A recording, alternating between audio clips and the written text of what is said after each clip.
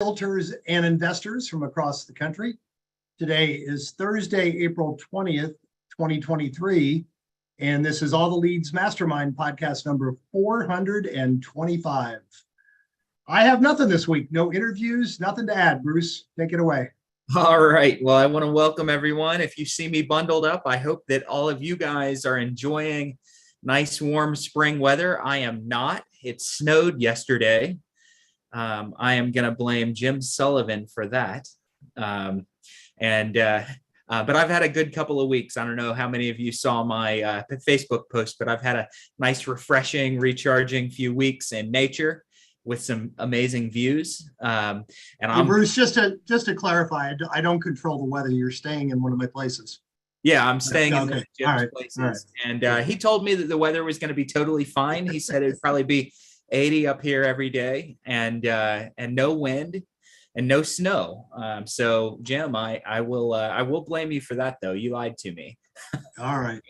So anyway, guys, I want to welcome you. This is the All the Leads Mastermind. If you're listening to this after the fact, it's because we turned it into a podcast and we publish it onto our YouTube channel every week. We welcome you guys to subscribe to either of those or both of those. YouTube, just look up All the Leads. Podcast, look up All the Leads Mastermind, and you'll be able to listen to this. If you're listening after the fact, you're already here. If you're here live on live stream on YouTube or Facebook, we welcome you guys. This is for you all. If you want to ask questions and you're watching via live stream on Facebook or YouTube, chat your question in. We will answer your questions here live on this call. It's for you guys. If you're here on Zoom with us, I welcome you. I really appreciate everyone joining. If you're brand new here, this is, again, for you guys. We want to hear your questions. We want to hear your successes, your wins, your challenges, your deals that you're trying to put together. That's what we're here for. There's a panel of coaches that are able to answer those questions. So if you're on Zoom with us, what I'd like you to do is go down to the bottom of your Zoom screen and click the reactions button and raise your hand. If you raise your hand, we will call on you.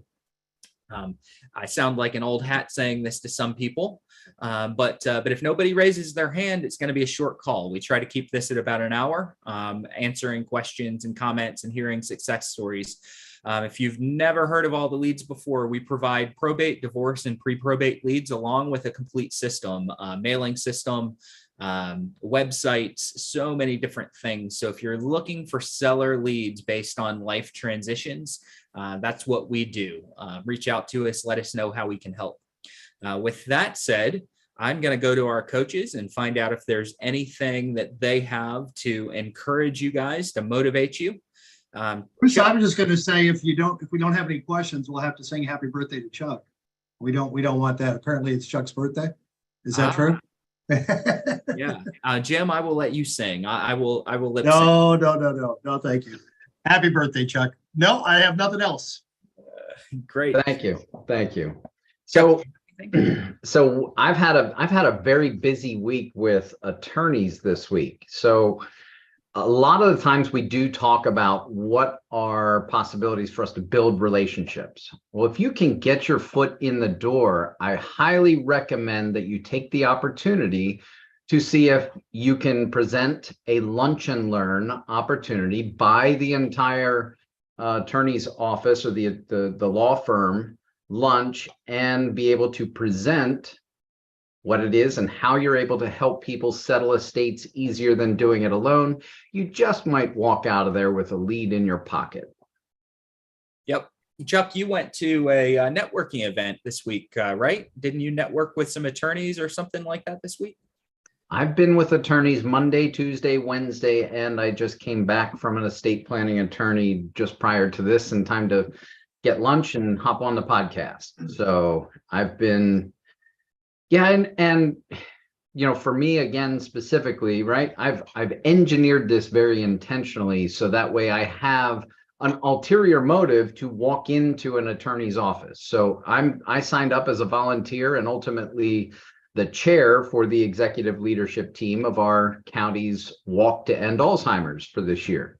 So the executive leadership team, their primary function is to develop relationships and secure sponsorships and corporate teams for different companies. And obviously we're looking in this particular space because they don't have a cure for Alzheimer's, right? And we all have the same end of the road. And, as we are able to build those relationships with folks that are interested in that aspect of the industry, it's a great way to have conversations about something else. And they say, well, what do you do, Chuck? Well, I'm so glad that you asked. Our estate solutions business helps people settle estates easier than doing it alone. And, it just opens the door to that conversation. You come in, Bruce, it was you that was talking about the book, The Third Door? The Third Door. Yep. Yeah. So finding that other way to walk in and be into that environment and build a relationship without them having, the index finger cross up, shoving it in your nose because you said, hi, I'm Realtor Bob or I'm Realtor Chuck. And they're like, oh no, it's another one of those guys coming in the door. And it's worked really, really well. So it's the fourth leg of the stool. I mean, we talk a lot about the three-legged stool, cold calling, direct mail, and setting up a digital presence. Again, if you're deep into a bottle of wine, adding that fourth leg to a stool makes it a lot more stable. So that's going to be the relationships and those professional relationships with people that are in and I don't know if it's a true industry, but the estate settlement industry is a very focused niche of estate planning and, particular legal matters. And I know there's folks here that I mean, especially, our longtime subscriber and huge success out in California. I think he's on the call again. I mean, John Cooper's doing that, and it's consistently feeding him deals. So and there's no right or wrong way to do it. We just recommend that you have a value proposition that is interesting to those folks and how you present themselves and be consistent. I think that happens for any leg of the stool, being consistent in how you're having those conversations with either potential referral partners, building out your team, or you have to be having conversations with personal representatives in order to do deals. Yeah. Right? So that's the foundation of everything. So guys, if you don't know how to create and propose and present an interesting value proposition, get into Probate Foundations in 2 weeks. Probate Foundations, we're going to teach you how to present your unique selling proposition and come up with it in a way that doesn't bore people or confuse people. Want you to do that. And then Chuck just referenced the book, The Third Door. I highly recommend that. The Third Door really talks about, it's written by a young guy, like really young guy that was in college when he started writing the book, interviewing billionaires. And of course, like a lot of us, when we were in college, we might have had party and clubbing on our mind. And he talks about going to a club and wanting to get in. And there was really two doors that everyone goes to. You either spend money and you go to the door where you have to pay a cover fee to get in, or you're highly influential, you're a celebrity, you have connections, and you go to the VIP door. And he said, if you aren't a VIP and you don't have those connections and you don't want to wait in line with everyone else, there's always a way to find a third door. And a lot of times it's the service door in the back of the building. And you go in with the chefs and the bartenders and the service providers and different things like that. But you got to look for the third door. And that's exactly what Chuck was talking about. Now, we want to have the ability to get in all doors in our business. We want to market. We want to prospect. We want to stay consistent. We want to have a website. We want to create video content like our friend Courtney Rollins in Durham, North Carolina does. We want to do all those things, but we also want to start building those rock solid relationships on the side, because when they start flowing referrals through their businesses into you, that's when you've got things that are really clicking. You got business coming from letters. You got business coming from prospecting. You've got business coming from referrals. It gets really fun when each one of your legs of your stool gets clicking like that. And it's not only fun, it's predictable. Yes, absolutely. And that's what we're all in it for. So Arrington asked through YouTube, I appreciate this question, and I think it fits really well with what we were just talking about. So he said, why do people start and give up so quickly? How can a newbie stay focused? Number one is you have to recognize what is at the end of your focus. So what your success is. So many people are focused on their end objective, which is success. They say, hey, I want 5 probate deals a month. I want 2 a month. I want 1 a month, whatever that goal is for you. The goal is really good, but when you're focused exclusively on the goal, you make missteps. So what I want you guys doing is figuring out what your steps need to be to get to the goal. So number one, set realistic goals with a realistic time frame. And we talk about how it's generally going to be about 6 months before you start seeing predictable business, not business in general. Some of you are going to close business in a week. Well, at least you're going to find business in a week. Some of you are going to find business in 2 months, 3 months, 4 months. 6 months is where you can start to predict on a month-over-month basis, as Chuck just referenced, what is going to start showing up in your bank account.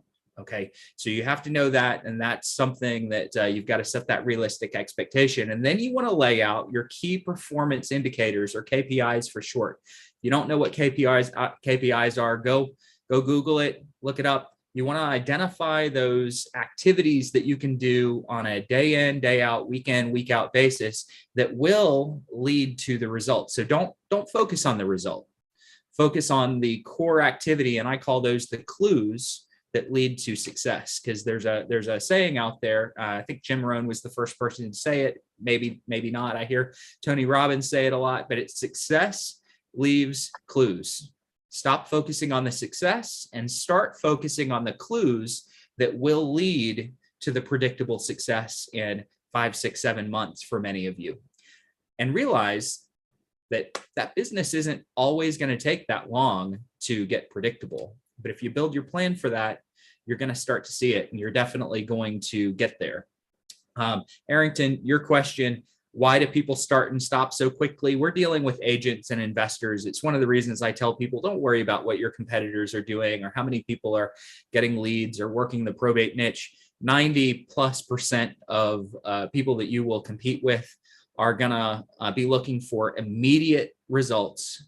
And after a week or two, and after one person tells them, hey, I hope you go play in traffic and get hit by a car, they're going to quit. And that's not going to happen a lot. But you want to know that that most people can't take and follow through with the consistency that they need to see results and success in this business. So you guys we're going to teach you the right way to do it.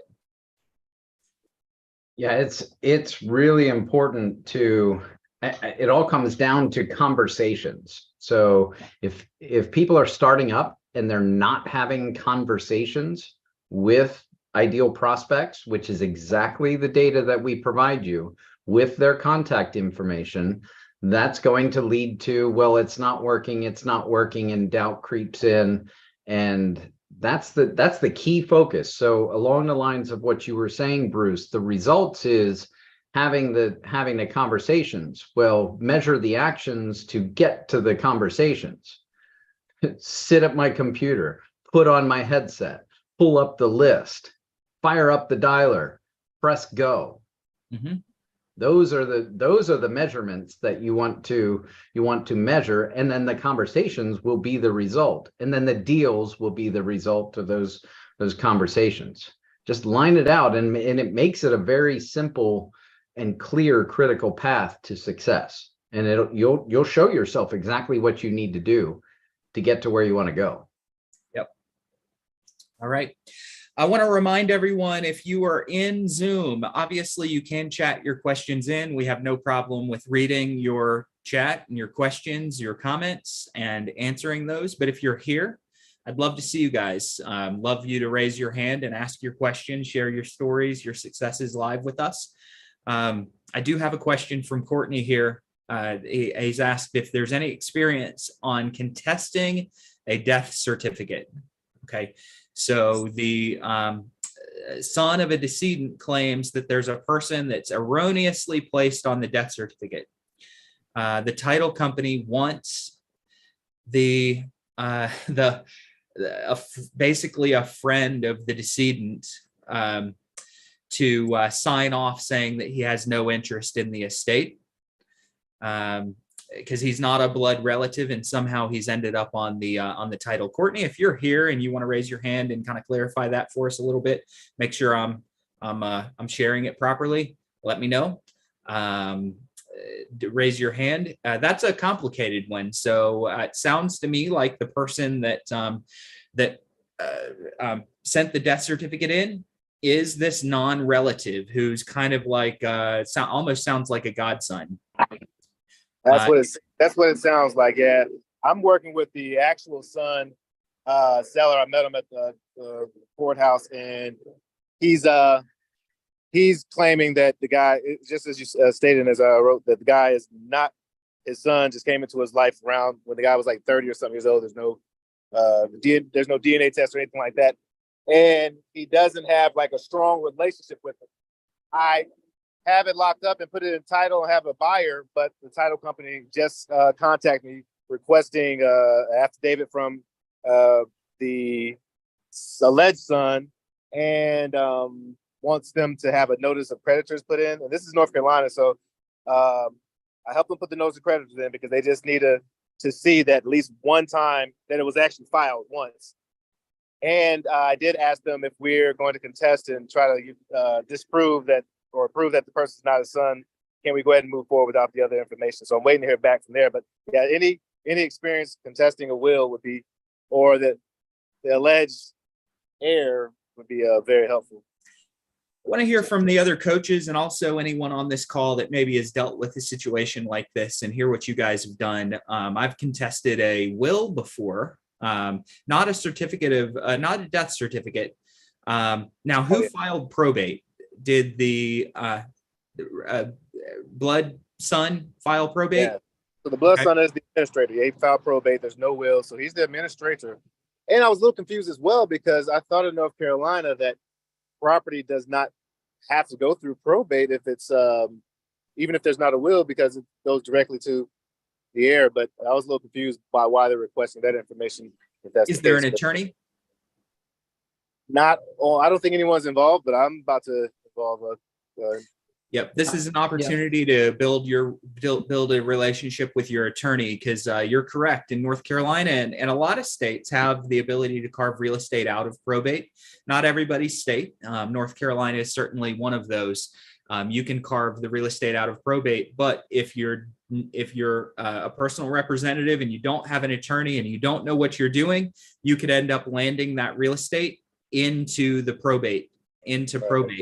And once it's in there, you got to carve it back out. So that bell is rung, it's in there. Now it needs to be carved out. And the best way to do it is to take him to an attorney. Courtney, I would take him to our friend Kristen and see if she can help. Yeah, you're going to want to use this opportunity to build an attorney relationship and get someone who's going to be able to offer some advice and also present themselves as someone that would be the probate attorney. And that's my advice as well, is to, even if you know, or you've got a good idea that you know the answer, still pick up the phone and have that be another touch point. And I mean, attorneys are like realtors. They're full of ego. They love to express their expertise and be able to explain to people, this is what I would do because I'm the real estate expert, or I'm the legal expert. So yes, use that as a leverage point to grow and deepen your relationship. Yep. Appreciate it. Thanks everyone else commenting in this section there. Thanks guys. Thanks, all right. Courtney. All right, I'm going to mute myself. Appreciate it. Thanks. Appreciate you, brother. All right. Good stuff. Tim, you have anything to add? Jim, you have anything to add on that or anything we've covered so far? I've got some other questions that are in chat that we'll go to.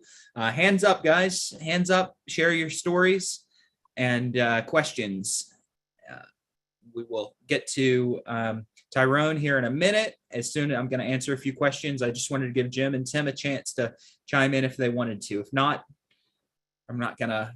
I do not need to chime. I'm unchimeable. Okay. all Nothing right. to add. So Lisa just asked, she said, after listening to the call last week, she understands that calling is important. Most of your leads are on the do not call list. Is that common for others who are receiving leads? Yeah, there's a lot of people on the do not call list. What you do with that is strictly your decision. There's always a risk on calling people on the do not call list. There's a risk of not prospecting. Make that decision yourself. If you're not going to call, you want to probably double down on direct mail. So double down on direct mail. It's weird because for a few years, it seemed like mail absolutely was working 100%. It's always worked. It seemed like mail was kind of pulling back in its effectiveness. And we are, over the last year, we're hearing countless stories of people that are getting tons of business off of their direct mail. So I'm going to encourage you guys, if you maybe saw some lackluster results on mail a few years ago, think about putting that back into your business, because we're seeing people get a lot of business from their mail now. Kelly is one of those. Kelly, I have no idea if you're free and want to chime in. If you are free, tell us where your business is coming from. About 85% of it's coming just from direct mailers. Yep. Not the phone. It's just direct mailers. Yep. So I want everyone on the phone, but listen to that. Kelly's been doing this, took 5 listings last week, right? Okay. Six listed. Did you sell any of those 6 that were? So we've sold, trying to think what we've done. We've sold 4 total. So we still have 4 on the market, and I took 5 more last weekend. Yep. And that's straight from all the leads. And that's just this year, guys, just this year. And that's mail. Now, please don't use mail as an excuse to never pick the phone up. Please, guys, pick the phone up. But mail is working right now. Liz, also another North Carolinian that I know, said that she started with all the leads in February of 23, just a couple of months ago. And she's sent letters out, and she's had 3 families on letters since February call to help. They're closing one of those in May. So guys, mailing campaigns are really, really working. Bruce? And then Chris just asked how many leads we suggest you start with. And this kind of really comes down to a lot of things. So Chris, and I want everyone else here to recognize this. What this is going to come down to is your budget. And I'm not talking specifically financial budget. I'm talking time budget. So whatever you can afford to spend in money and time, that's how many leads you want. 100 is a great place to start. If you get a 2.5% conversion rate, by the time you get to your 6 or 7 month mark, getting 100 leads a month, you're going to start getting 2 to 3 deals a month. Okay, so 100 is a great place to start. But what I really want to get to is you want to figure out how much time it takes to get your average deal. So how much time on the phone and appointments it's going to take, and how much money you're going to spend on 100 leads to get that deal. So I know in my business in probate, because some of you have heard different numbers from me in probate, about $926 is what it cost me to get a deal. And that's because I go money heavy. I go time light, money heavy. If you're putting in more time than I have to put into prospecting, it's not going to cost you as much if you're good on the phone, if you're good at door knocking, if you're good at face-to-face meetings. But I just know how much it's going to cost in either time or finances to get a deal. And then the question is, how many of those deals do you want? And then you just multiply that by your time or your financial cost per deal. So I know $926 to get a deal for me.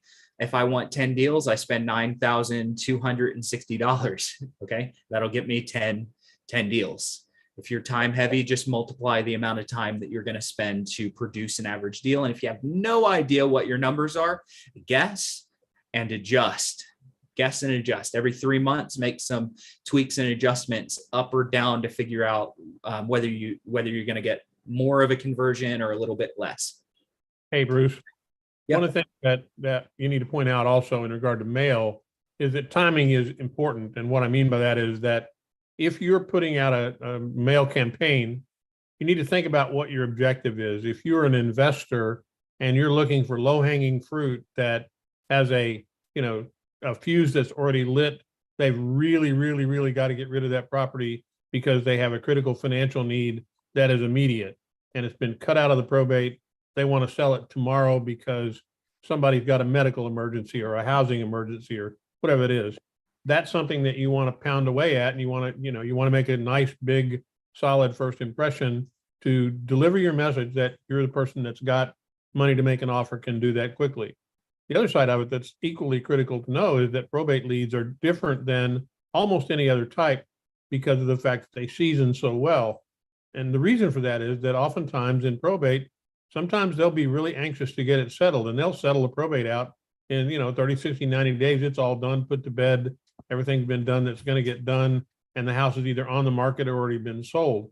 It's also possible that someone passed away, they filed the probate or sort of got around to doing it, didn't do much with it, and they take 6 to 9 months to even get it all done. Not because there's a lot of hair on it, it's just not a big deal. The surviving spouse is in the house, nothing's going on, and nothing's happening. And in the middle of that time frame, something does happen. A medical emergency comes up, something that lights that fuse. So the point being is that in almost every case, what we find is that in the very beginning, everybody's after the low-hanging fruit.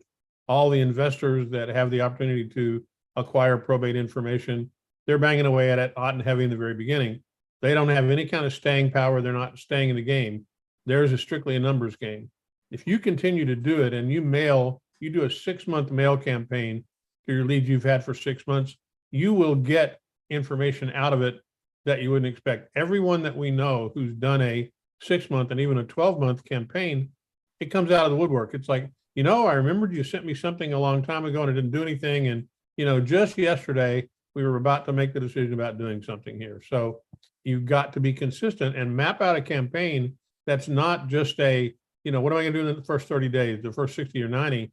Think about it over a continuum of time. Those leads have incredible value, but you got to keep after it. You're the only one doing it at that 6 and 9 month and that time frame. You'll be the only one in the game. Yep, absolutely. So I know I've got Tyrone and Dorian up. There's 2 other chatted questions that came after you guys, but they fit really well with what we were just talking about. So I'm going to answer them really fast.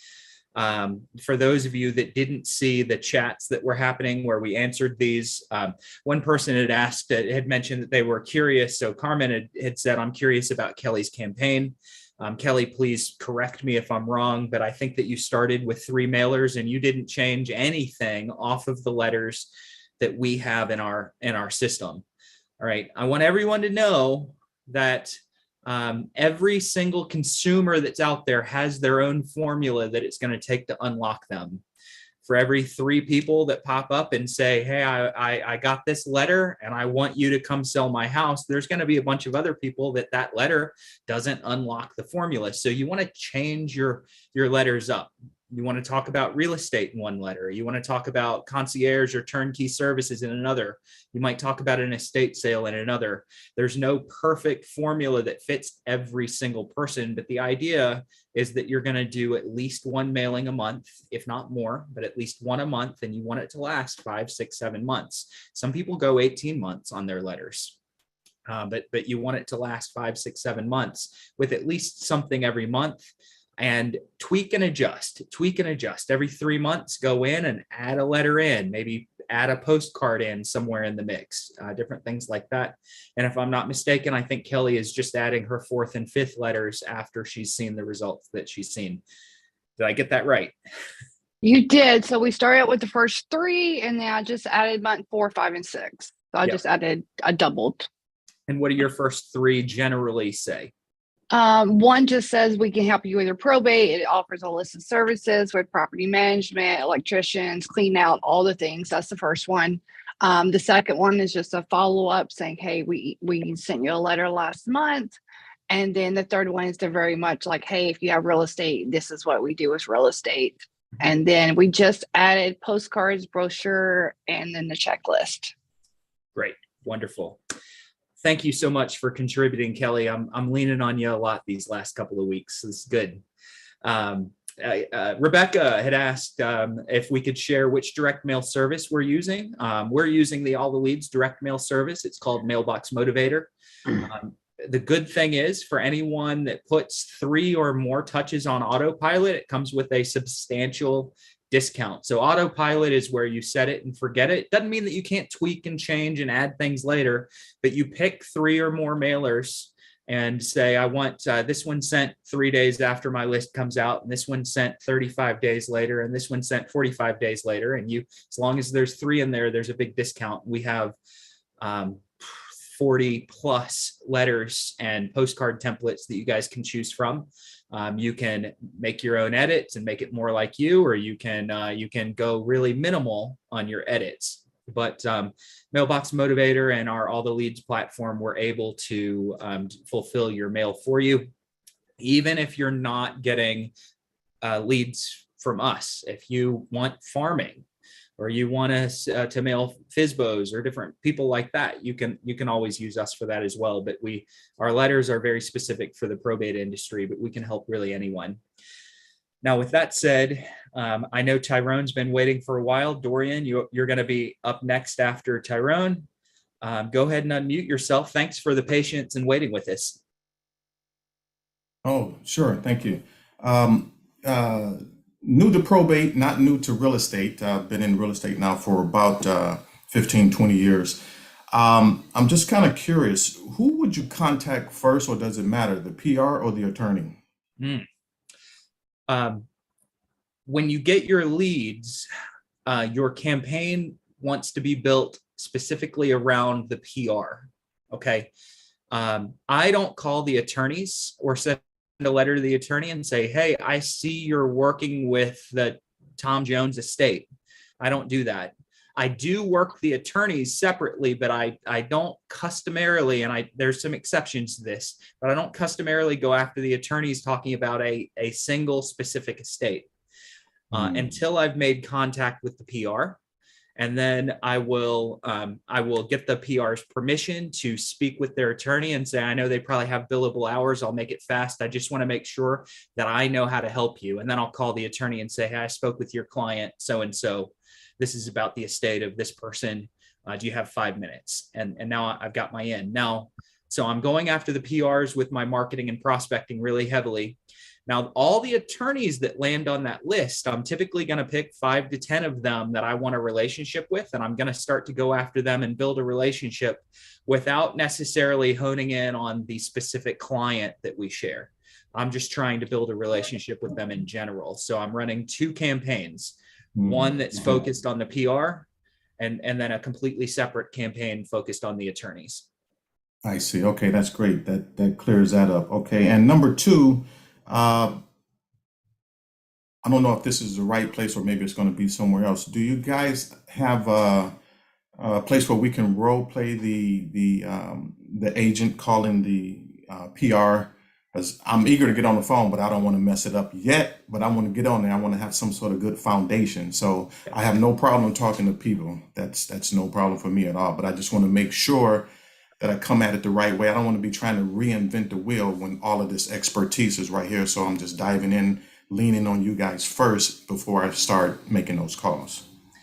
So there's a lot of different places to role play and a lot of different ways that you can make those calls. There's also a lot of different ways that don't work as well. Exactly. But there's multiple ways that do work. So role plays, really 2 different ways that you can plug in and role play. So number 1, if you're not on the All the Leads Mastermind group on Facebook, go join the All the Leads Mastermind group. Okay. There are people in that group that want to role play. There's standing role play calls. I believe our friend Douglas heads one up. I believe that that's still going. Most of the people that join that mastermind, not that mastermind, that role play call with Douglas and some of the others have typically been through my 2-day prospecting mastery class, which is coming up next week, by the way. So there's a 2-day prospecting mastery class where we work you through one of my ways of prospecting. It is not the only way to prospect. It's kind of nuanced. It's very much centered around rapport building and information gathering before we dive into real estate. It's Wednesday and Thursday next week from 2 p.m. Eastern time until about 5, Wednesday and Thursday.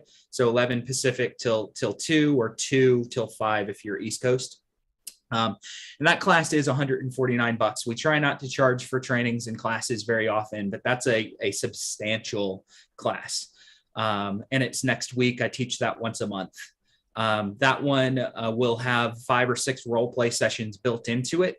And a lot of the people that role play separately out of the Facebook group have been through that class. So it's a pretty good place to start. Otherwise, if you've got your scripts down and you want to just get in with people who are also prospecting, whether they've taken the class or not, go on the Facebook group and you will find plenty of people that want to role play. Some are going to be good. Some are going to be bad. Some are somewhere on their journey. I think we're all on a journey. I still run into people that I prospect and been doing it for years. And I go, well, I messed that up. Let's see what I need to adjust now. So it's a journey. All right. So just go to Facebook and look for the Mastermind group on Facebook. Yep. Okay. All right. Okay. Cool. Anything else? That's it for now. Okay, perfect. Thanks. I appreciate the question. Let's go to Dorian. Hey, how's it going? Great.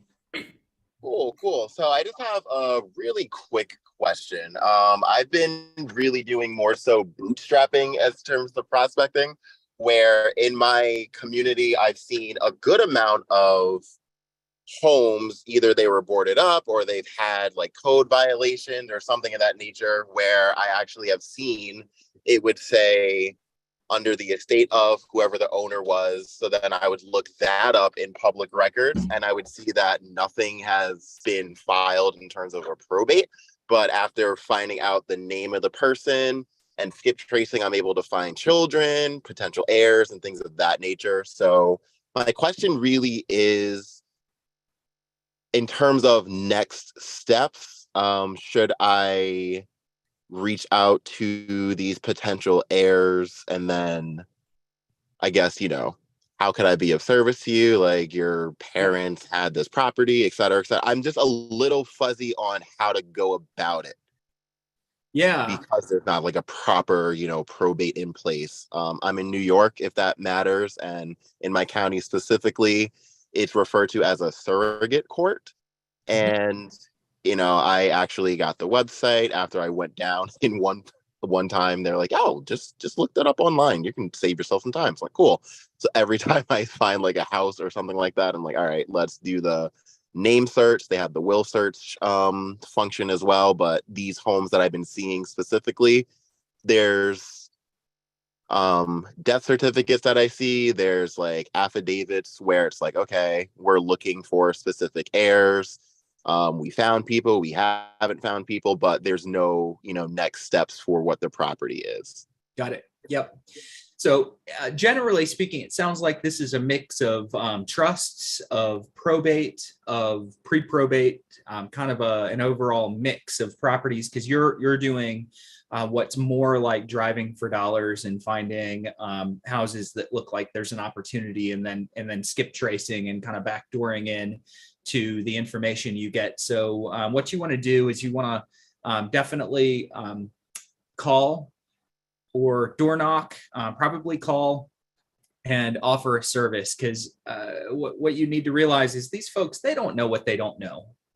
Right. And in many cases, they need to do so many things, but they're completely clueless as to where to start, what to do. And a lot of cases, they don't even know that they have all these projects ahead of them.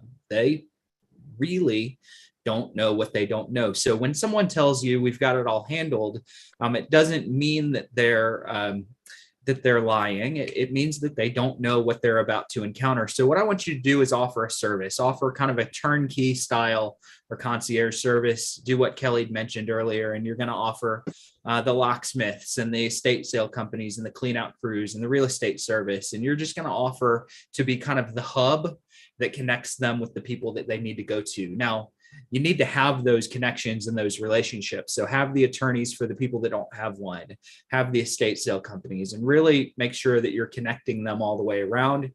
And don't be bothered by the people that say, no, we're all good. Thanks for the offer, but we're good. Don't be bothered, because they just don't know what they have to do next. One of my agents on my team who knows that I do probate, he's been a close friend of mine for many years. We sell real estate together. We talk on the phone multiple times every week. And he went through probate for a year, driving 5 hours back and forth every single weekend to settle an aunt's estate. And he never told me what was going on. And it was because he didn't know what he didn't know. So you've got to reach out and make that connection and try to find a way to get face to face, because that's when you're going to be able to identify things that they have to do and be able to propose to them that you're going to be able to take that over for them. Right. Okay. And I mean, I don't want to assume anything, but I do see a lot of the ones that I've seen, specifically, their heirs live out of state. So, I mean, I don't know if that influences their motivation level. I'm sure it is or could, but just taking what you said, in-person meeting, I'm sure, a happy medium could be like a Zoom call or face-to-face, get some time in, build rapport. But yeah, this is some good stuff. To be honest, right now, I do have a lawyer contact, and that's pretty much like the end of what my team is. But as you shared, I feel like I don't want to get too far ahead of myself. Why am I looking at step 7 when I'm not even doing step 1? So I feel like, this is giving me something to go off of. I'm grateful that you answered my question, and I know what to do next.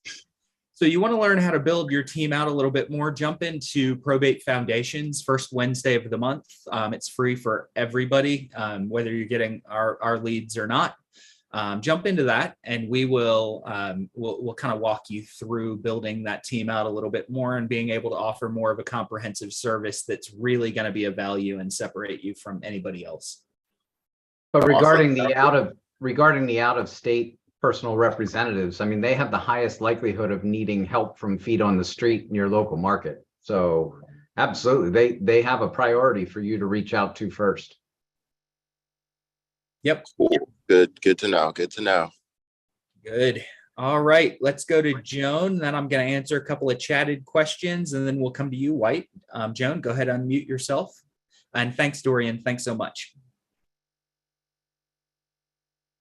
Hello, my name is Joan Rio, and I did have a question. I wanted to just circle back around because it's been a while since I've been on the Zoom calls. Chad Corbett was conducting them at that time, and I was just wondering if there were the pre-recorded archives with the role-playing sessions with Chad available, or Yep. Those, if you go onto the website, you can find those on our YouTube channel as well. So YouTube is going to be all the leads, and then go to playlists and role play calls. We're not really doing those anymore. I find personally, okay, this is personally, that my style is a little bit more kind of subliminal. So I'm going after rapport versus, hey, you're going through probate, you have a house, what can I do for you? I want to kind of guide them a little bit more, and it's hard to do on an open role play call. So ours is a little more structured. Chad's absolutely works. So we're not doing the live role plays, but if you want those, go to YouTube playlist to role plays, or you can find those on the alltheleads.com website under training and archives. Training. Thank you. Yeah, Bruce. I knew he said that they were there just to reflect on, and so in case anybody was wondering, there's multiple hours there, I believe, right? Many hours of role play calls. Yeah. I think there's I think there's 53 videos in that playlist. Okay. Yeah. Perfect. And one thing we always, one thing that we mention frequently, if you're looking for something specific in one of those videos, just put it in the search bar up there like you would Google. If you're looking for, attorneys, absentee owners, surviving spouses, and all the videos that we've done that apply to that will come up, and they're in the order of the most recent first. So you don't Okay, have to great. sort through them all. You can use it just like you would Google to do a search. Now you have to do that in, not when you're signed in, but or maybe it works in both cases. I'm not sure, Bruce, if they're signed in as a subscriber, or do they just go to the base website to do that? I know the base website, right? Alltheleads.com. Go Yeah, to I think so. alltheleads.com. Yeah, Yeah. just the base, and put it in there, and you'll be able to find what you're looking for. Okay, great. Thank you, Jim. Yeah, because just people have different learning styles and I just wanted to make sure, but I definitely will enjoy this Zoom call. Thank you. Amazing. Sure. Thanks, Joan. Thanks. All right, White, in just a minute. Let me go to Aphrodite. I think I hate to butcher names. So how do you build business relationships with probate attorneys? The master is here, and that would be John Cooper in California. We've got several people who've got great business relationships with probate attorneys, but I think that you want to be able to bring your leads to them. So find one or two that you want to build a strong relationship with, ask them what their process is if you have referrals. And then as you're talking to people that are unrepresented, ask them if they'd be willing or be interested in getting a free or affordable consultation. Free is best. Consultation with an attorney just to make sure that they're doing the right things, and then make those connections. Those attorneys are going to be indebted to you if you bring them a few clients.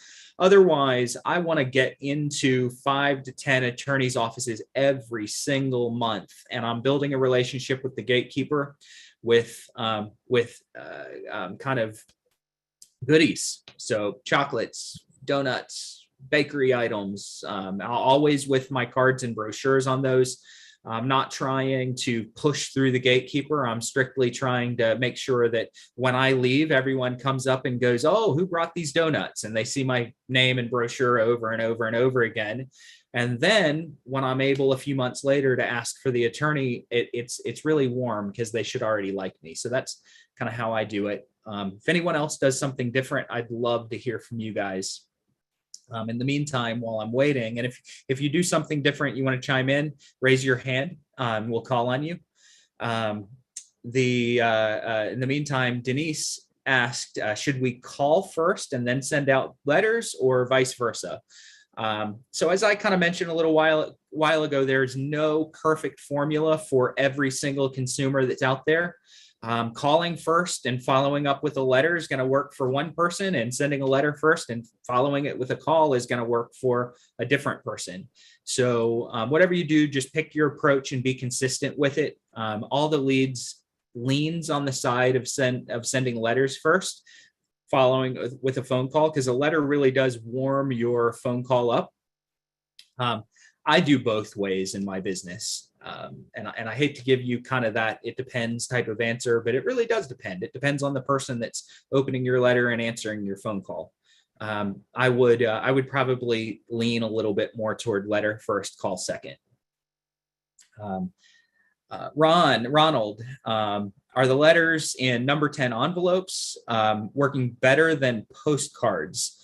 How many pieces are they sending weekly or bi-weekly for probate? So in general, early in a campaign, first month or two, I'm usually going to send mail out every 2-3 weeks in a letter.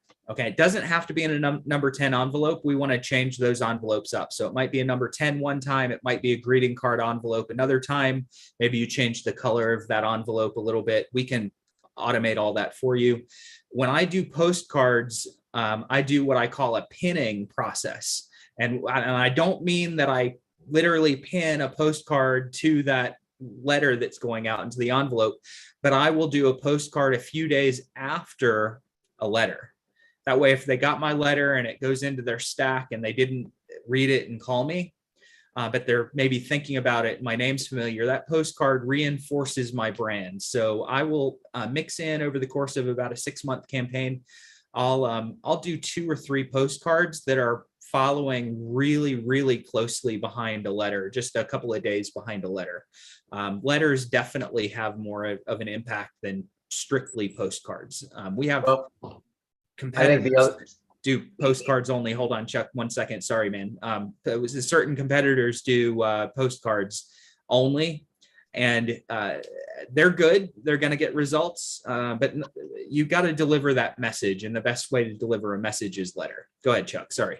well, going back to Tim's point, it depends on where you're coming from. If you're looking for, people that are looking to move fast, and maybe the house is outside of the probate inventory and it's being handled separately, they need cash, you're going to want to send a little bit more frequently. So it depends super applies to how you're positioning your business, what your goals are, what you're looking to achieve. I mean, you can run weekly mail, in that type of case, because you want to get to them as quickly as possible, because a lot of other competition is going to be doing that as well. So you really want to look at and engineer your campaign based on your goals and your positioning. Yep, absolutely. 100%. No perfect formula for every consumer that's out there. So try different things. As long as you're trying and adjusting, you'll succeed. If you're afraid of failure, if you're afraid to send the wrong letter and you just freeze, you will not see success. You're going to quit. I hate to say it so bluntly. You're going to quit if you're afraid to fail. Go out and mess up and make adjustments to the things that you mess up on, and you're going to succeed. So let's go to White. It's been a little while, White. How are you doing, man? I'm good. Can you hear me? Yes, Yep. sir. It's a quick question just for Kelly. I put it in the chat, but nobody answered. Kelly, are you doing QR codes? Not on all the lead stuff. No, on my probate stuff. No. Okay. All right. I saw somebody do it on a business card, and I've never really done them, but I know a lot of people are looking at stuff like that now, and just thought it might be. I just wondered. Yeah, absolutely, White. So on my business cards, there's the QR code. On my just listed, just sold postcards that we mail for our traditional housing inventory that we have QR codes on those. I do not have QR codes on my all the lead stuff. Do you have Do any? you have a- Do you have any stats on those just listed, just solds to see how many times they're getting scanned? Are they even getting scanned? I think is the key. That's the first question. Is anybody using them? That's everybody's question in a market like now. Absolutely. So I can pull that real quick. It is, well, I just checked it last week. We were at 5% that are actually getting scanned. And so when they get scanned like that, we add them onto our farming list. And so we keep coming at them. But we also have it set up that when they are scanning it's a QR code for home valuation. Mm-hmm. And so when they're scanning for their home valuation as well, we are getting their phone number or their email address. I can't remember which one now, but we're getting one or the other. So we're having them plug in some type of information, and I can see if they scan it, but then back out of it because they don't want to give us their information. So they still get added to our farming list, and we keep nailing them with mailers every month. Yeah, so that's a more general list. I mean, you're not targeted with a just listed, just sold. I mean, you're just trying to blanket that area in and around the house that you've got listed, or maybe it was somebody else's that listed it, right? It doesn't have to be yours, but typically it is. So that being, maybe that 5% is going to be different if it's a much more targeted approach. Mm-hmm. I mean, I'm a huge fan of setting up that QR code, White, and driving people to a probate checklist. And we have those in our marketing catalog. So we can get you the checklist, we can get you the PDF, you can have that, uploaded to a website. We can even help you with that page to download the probate checklist. And being a targeted list, I think you'll see a much higher performance rate. But just understand that, I mean, the executors that I'm having conversations with, they range from anywhere from 40 years old to 92. Oh, I understand. I just dealt with one that was 80.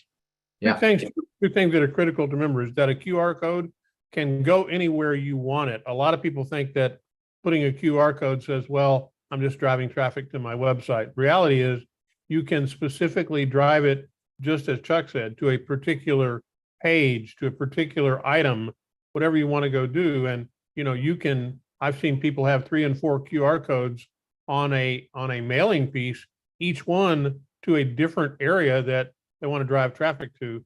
Other thing to remember is that the QR code is a prime benefit mostly for mobile users.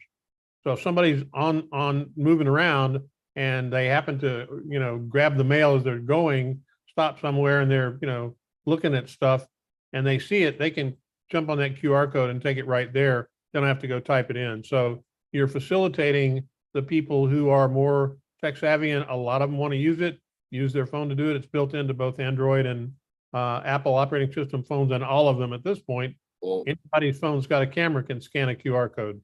my thought was, and we've heard everybody say this, these executors and administrators, they don't really know what they don't know.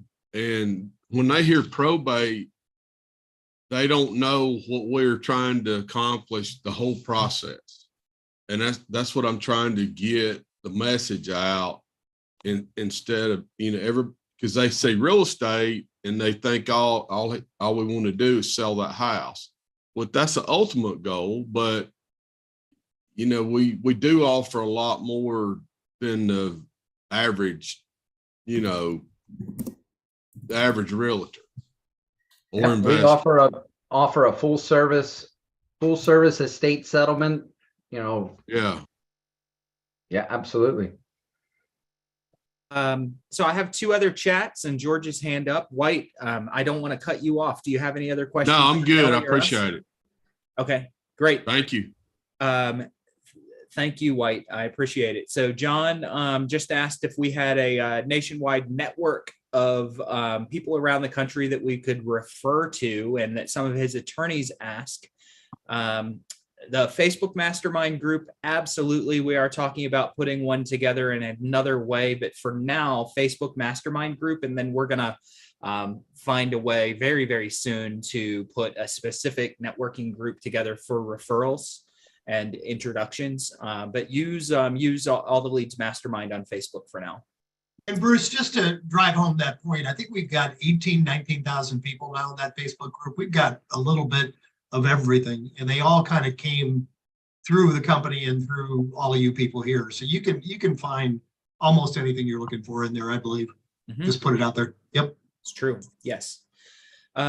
Tracy asked if we always received a PR phone number versus a deceased, and if we provide the personal representative mailing address or the deceased.